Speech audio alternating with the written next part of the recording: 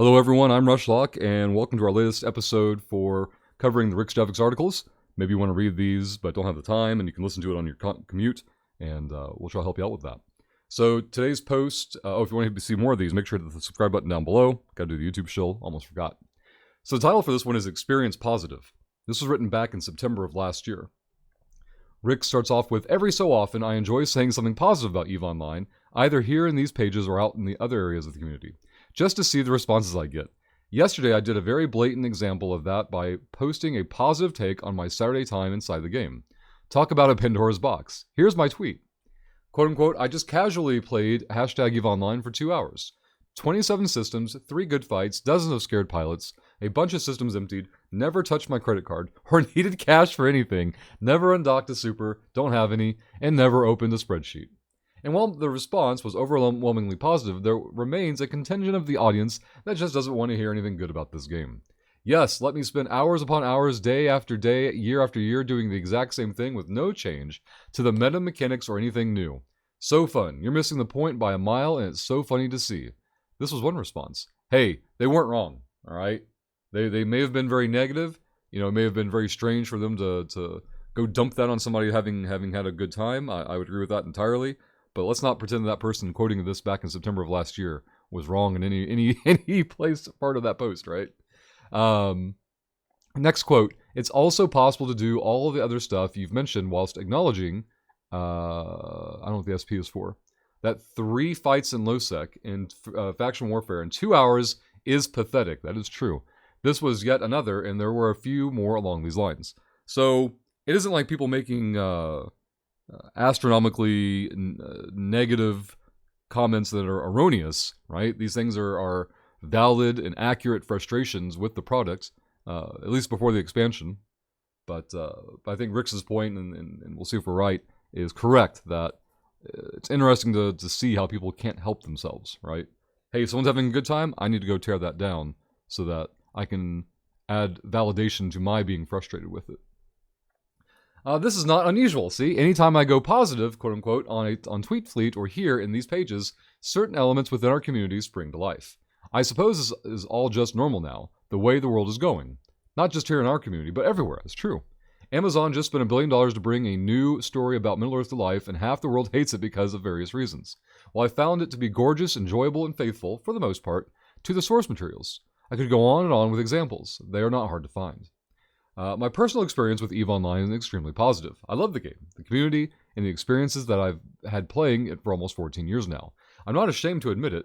I look forward to logging in and to what adventures I'm going to have that day. Yes, some days are not great, but most of them are. Is EVE perfect? Of course not. Has this been made mistakes? Of course they have. And I'm happy about the drop in the, am I happy about the drop in login numbers? Come on, who would be? But that doesn't change my personal experience with the game, with my corporation or alliance, or with my friends. You know what? This is going to end up being a huge part of it. There's a direct correlation, I think, between somebody's positive experiences or happiness with a product and their, I don't say opportunity, or capacity. Maybe capacity is a good word, or ability, right? Capability of enjoying it with other people. And I think you'll see that a lot of times the people who are the most negative, upset, and frustrated, and are not communicating it in an appropriate manner, are also the ones who lack the social skills to have friends to enjoy it with. It doesn't mean, again, it doesn't make their points any less valid or accurate, but I would hazard to guess or theorize that more often than not in every case, but more often than not, you'll also find these people have no one to play the game with. And I do appreciate the fact that we are not all the same. Your experience with EVE is going to be different than mine. That's normal. We are not all the same, nor would I want us to be. But I can't help but think that your negativity is not helping anymore, or helping anyone, especially you. I've said this many times over the years, and it bears repeating. Why would anyone stick around something that makes them unhappy, upset, and so angry? I wouldn't. If you don't like EVE, or CCP, or devs, or whatever, then go find something that does bring you joy. And good grief, I can already hear the replies to that stance, so please don't bother. That usual circular logic turns into, Rixx told us if we're not happy, we should all just quit EVE and go away. If I told 13-year-old me that someday I'd play a massive internet spaceship game with thousands of people from around the world of 14 years, and that experience would bring me to Iceland, England, Alaska, Amsterdam, Vegas, Toronto, and other places, that it wouldn't cause me to expand my artistic horizons, and I would become, or it would cause me to expand my artistic horizons, and I would become known as the Pirate Lord, and have adventures I'd write about in a blog read by thousands, maybe millions of people. I'm not sure my 13-year-old brain would have exploded. It probably would have. So pardon me while I enjoy this amazing, incredible, and technological marvel that continues to entertain me every single day. Okay? So again, this article is recommended by Xenon Tech, and they'd even recommended it specifically for wanting to stir up Mad Boys, which I think we'll accomplish with this. But the takeaway is I agree. It is okay to enjoy something, right? It is also okay to not enjoy something. What becomes not okay is when someone shares their positive or enjoyment of something, for you to have the knee-jerk reaction and the inability to control yourself to not go over there and dump on it, right? Your dissatisfaction with something is still valid without having to try to over the top someone else's enjoyment of it. Someone else having fun with something does not invalidate your frustrations with it.